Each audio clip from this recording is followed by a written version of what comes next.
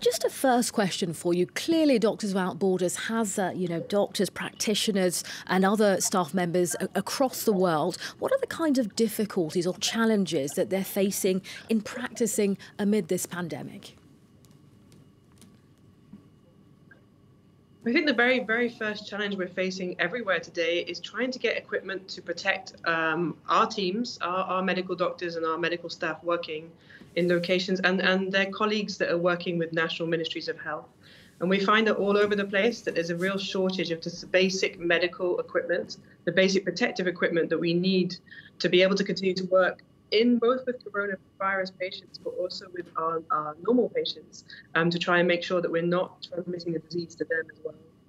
I mean, presumably this is being exacerbated by the fact that, airports are closed, travel is, a lot tighter, or travel restrictions are a lot tighter than they once were.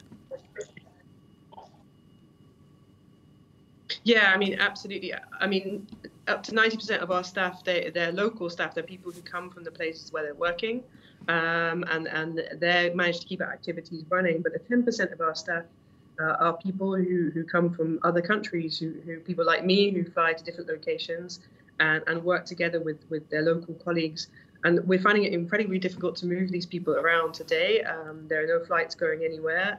We're trying to get any flights that we can have available to us to move our staff.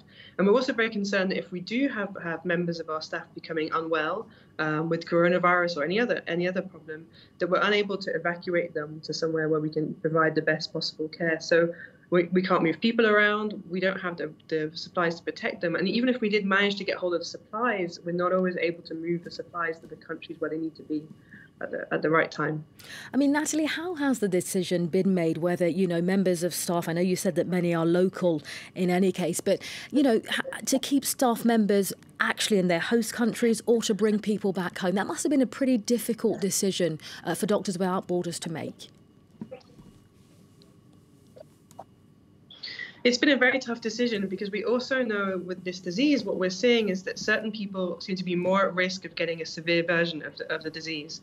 And so the majority of our staff are young and fairly good health, but we do have members of staff who are maybe older or who have other illnesses, which makes them more vulnerable to getting a severe version of coronavirus. And this is a pandemic. How do we try and ensure that we can actually protect those people, that we're not putting them at risk? We know that health staff are at far greater risk of contracting the disease.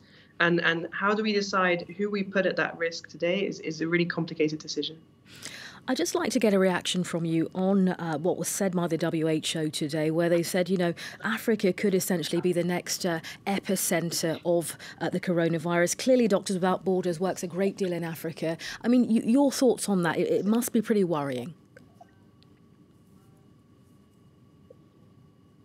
It is very worrying for us, Africa, because we haven't yet seen an explosion of cases anywhere. But all the environment, all the conditions that have an extremely enormous problem across Africa are there.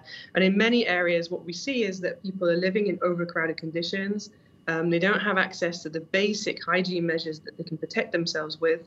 And then the worst thing that we're seeing is the fact that even if they do become sick, there's very little to be able to offer them. What we know with coronavirus is if you get a severe form of the disease, you need at least access to oxygen and ideally access to intensive care.